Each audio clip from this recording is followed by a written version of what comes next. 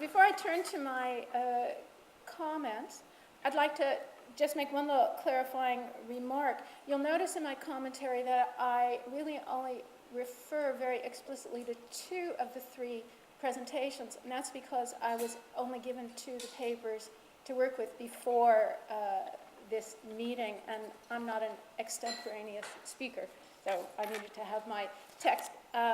But from listening to what Kapil had to say today and knowing his work a bit, I have some things to add to that. Knowledge in global history. Sociologists of science like to talk about scientific instruments, theories, things like that as black boxes. By that they mean that we tend to take them for granted as vehicles for investigating or explaining any number of other phenomena without lifting the lid, so to speak, to see how they gained and maintained their authority. I'd like to begin my comments today with the observation that for many, I think, and I must admit I find this unfortunate, but for many, knowledge remains such a black box, invoked to explain much else, but insufficiently scrutinized.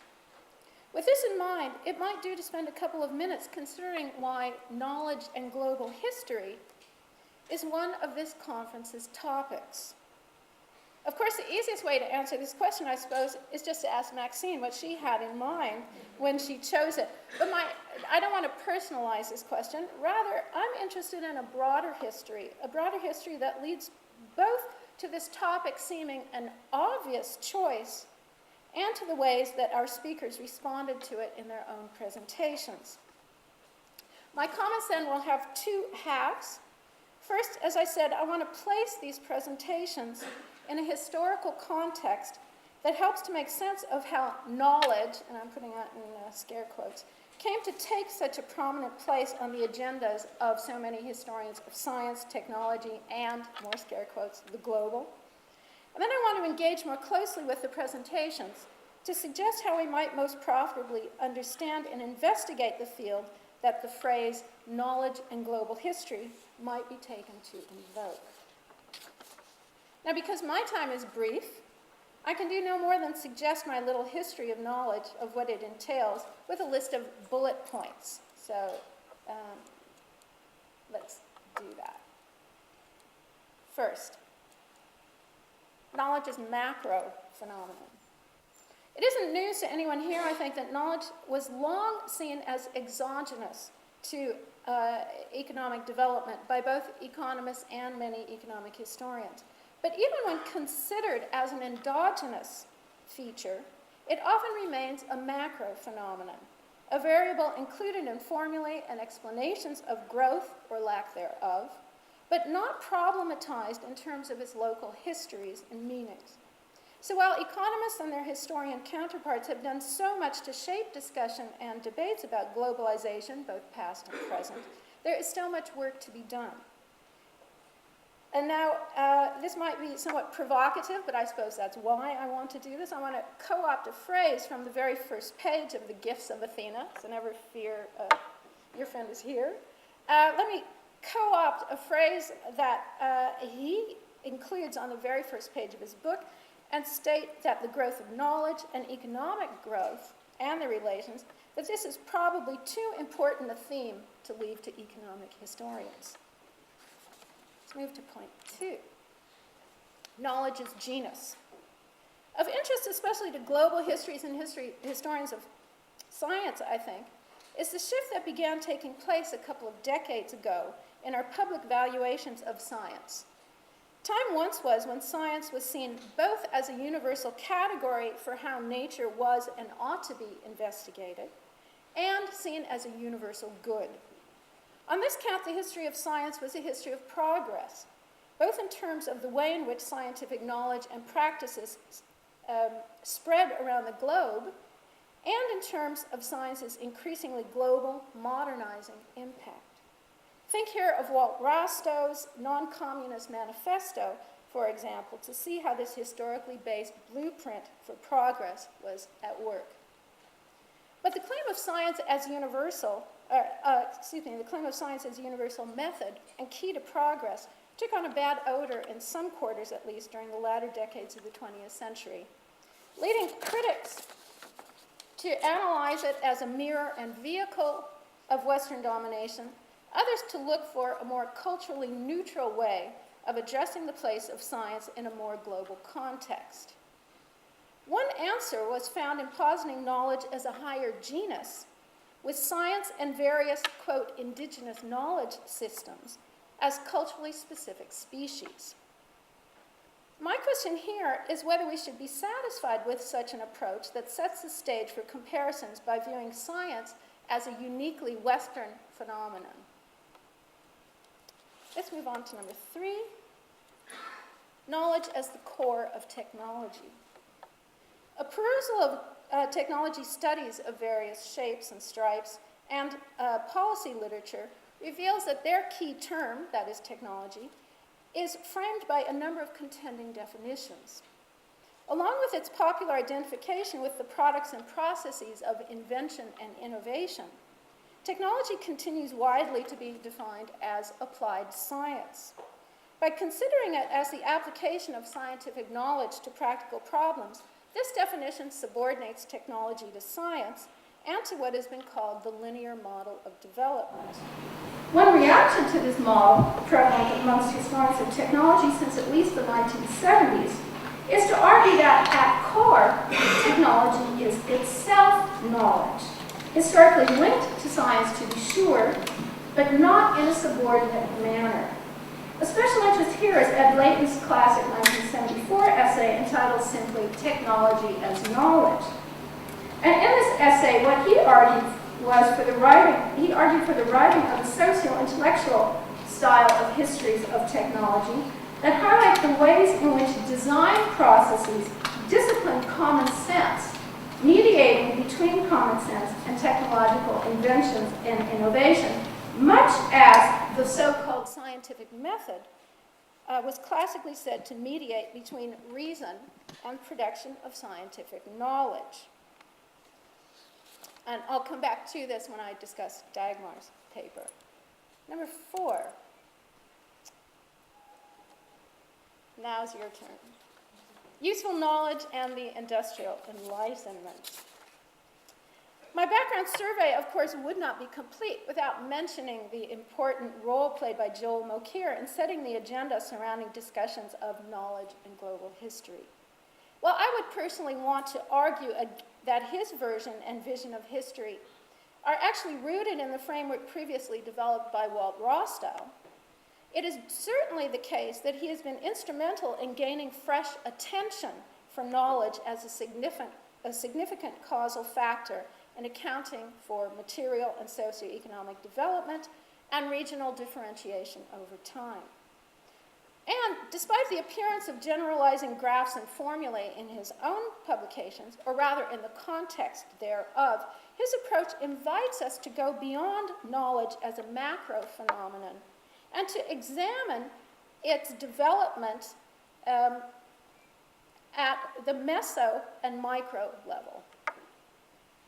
I would argue further, however, that taking up Mokyr's invitation ultimately leads to results that differ significantly from his own explanation of how a virtuous cycle, as he calls it, came to differentiate Europe from other parts of the world, feeding a series of industrial revolutions and sustained economic growth.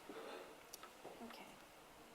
If we now turn to the presentations we've just heard, we find some importantly critical departures from the background history that I just very telegraphically sketched. What these presentations most fundamentally share, I think, is their consideration of knowledge as an object of inquiry and historicization, rather than as an explanatory term.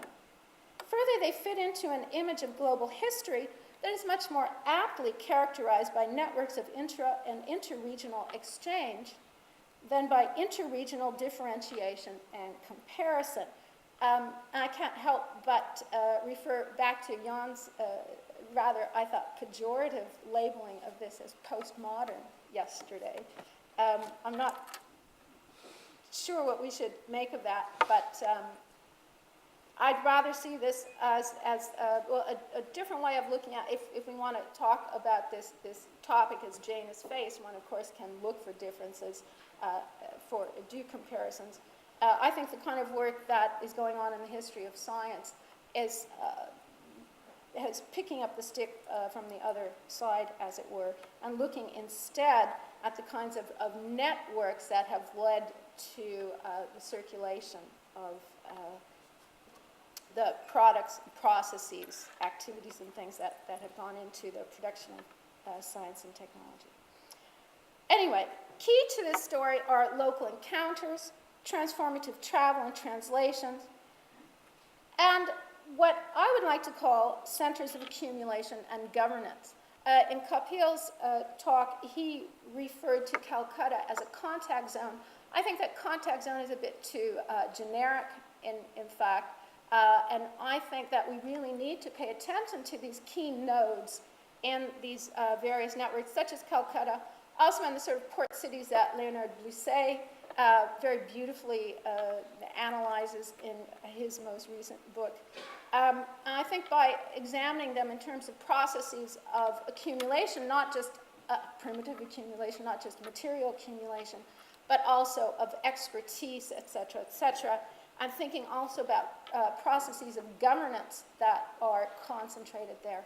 I think this can really help us to tell the story as well. Well, taking Dagmar's fascinating presentation first, we've seen how she transforms the definitional association of technology with knowledge, which has traditionally fed a history of invention and diffusion. She transforms it very nicely into a question of how culturally specific and highly interested institutions and social groups ascribed meaning to local technological processes, practitioners, and products, thereby constructing knowledge claims and management tools that simultaneously informed and fed off technological development. This is, from the very start, a history in which local practices and sometimes distant powers interacted in a productive saga of culturally laden development and appropriation. The value and meaning of technological processes and products then cannot be properly understood apart from their complex socio-cultural contexts. There is, in other words, no view from nowhere.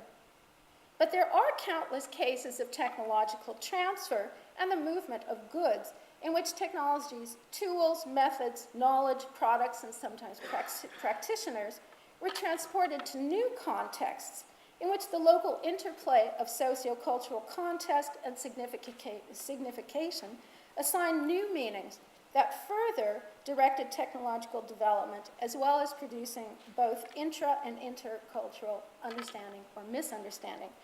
And here I want to, maybe for discussion later, pose a question to Dagmar. If we take her story and move it on now from, she was focusing primarily on China and her examples. If we then move the story up to start talking about, well, let's call it technology transfer and the distribution of goods, the movements of things, maybe from China to other parts of the world, how should we be thinking of this? Should we be thinking of it only in terms of cultural signification, or do we have to pay attention to material agency? So this question of how we account for the meanings and the trajectories that these objects and processes take. Well, in listening to Simon's story, we actually find that there are some very striking similarities with the story that Dagmar has to tell. And I think one of the virtues of his presentation is the way in which he untangles this saga of knowledge and global history from its more traditionally modern depiction, in the context of the history of science at least, from its more traditionally modern depiction as a drama of universally valid knowledge being discovered and diffused within an increasingly global context. To speak of science as global, he reminds us, should be to speak of aspirations and endeavors, not of an inherent characteristic. In distinguishing between these two meanings of the global, that is, as geographically extensive on one hand and universally valid and applicable on the other, Simon invites us to consider how the former has been accomplished and made to look like the latter.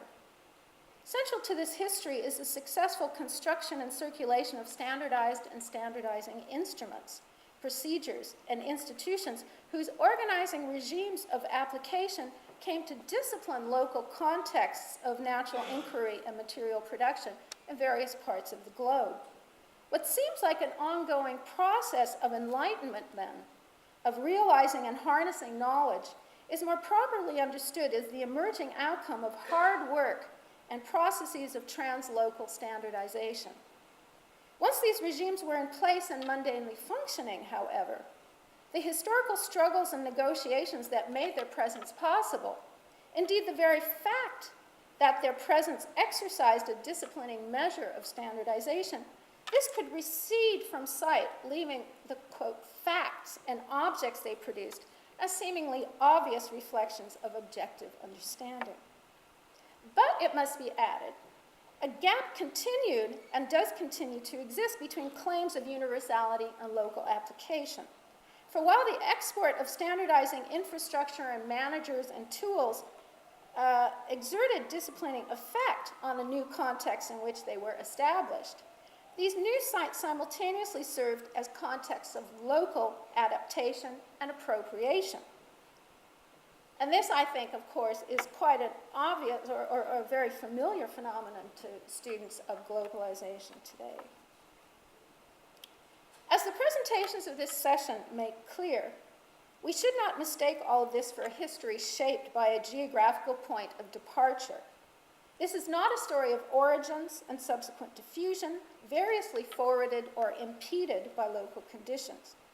Rather, we should interpret the phrase knowledge in global history, I think, as a kind of shorthand invitation to reconstruct the geographically extensive traces left by networks of travel, interaction, and mediation that were inhabited by a broad range of human and non-human actors, objects, institutions, and practices. And if this sounds vague or extremely broad, I refer you to our three presentations for examples of who and what populated and moved within these networks. Of note is that their movements and activities variously took place under the auspices of, and here's a nice list, mercantile companies, industrial corporations, religious and trading missions, expeditions and voyages of exploration, amateur societies, scientific academies, government bureaucracies, etc., etc., etc. But their movement and activities also reflected the need for mediation between various parties and institutions. As such, they were motivated by a broad spectrum of overlapping interests and goals that included intelligence gathering, profitable trade, political influence and control, spreading the gospel, import substitution, maintaining local autonomy, and finding new markets. And that's another list that could go on and on, I think. But of central importance here is the extent to which these movements and interactions simultaneously depended on and fed the availability and management of knowledge. I want to conclude, the magic words, I want to conclude by making 3 points about this densely populated and highly mobile. So I think Simon and I are going to have to talk about mobility, immobility. I want to focus on the mobile aspect of this world of knowledge producers, mediators, and consumers. Again, because time is so short, I'll rely on bullet points instead of extended argumentation. Number 1, knowledge refers to and is rooted in heterogeneous activities and travel. Historically speaking, to be brief, we cannot ascribe knowledge production to any single group or institution. Rather, knowledge, whether characterized as practical, useful, or theoretical, must be seen as shorthand for and an outgrowth of hybrid activities, collaborative efforts, local exchanges, and surprising dependencies.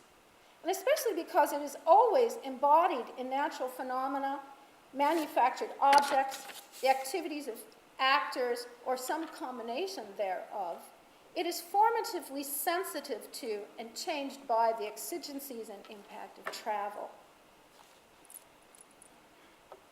Point 2, global history is composed of intra- and interregional networks.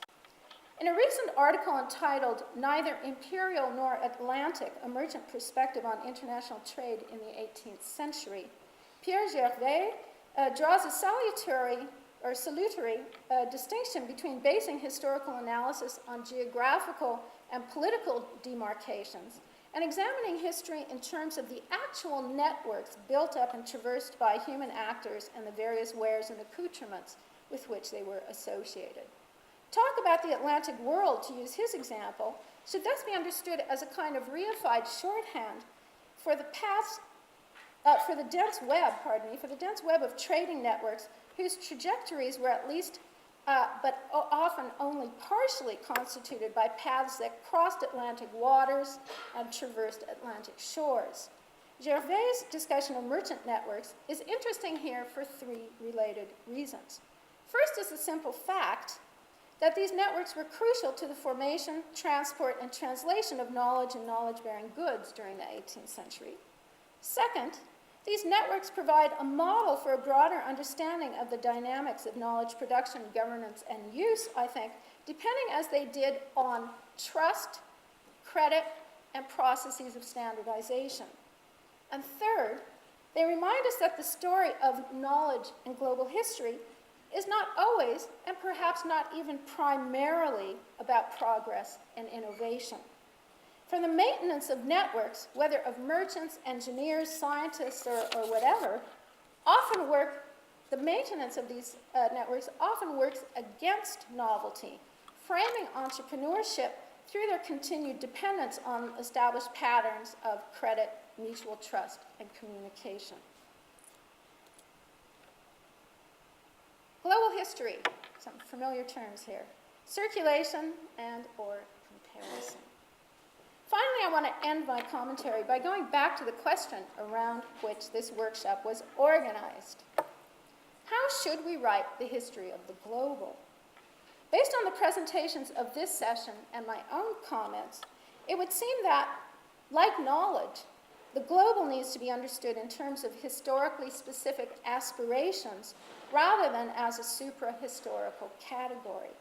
It is not, in other words, simply the Earth's own adjective. At various times, whole portions of the globe, if we bracket out environmental history or the butterfly effect, at various times, whole portions of the globe haven't counted beyond their local reach. Even at its most pervasive, regionally speaking, the history of the global is never all-encompassing. The historical geography of the global, then, is best understood as a temporally sensitive map that charts the pathways and dynamic interactions of local and translocal, of intra- and inter-regional networks of production and exchange. Only after this geography has been charted, I would argue, can we turn to drawing comparisons. But the things we choose to analyze and compare must themselves be understood as shaped by this historicized geography. And to achieve this, to go back to my very first remark, we must be willing to open even the most cherished of our own black boxes. Thank you.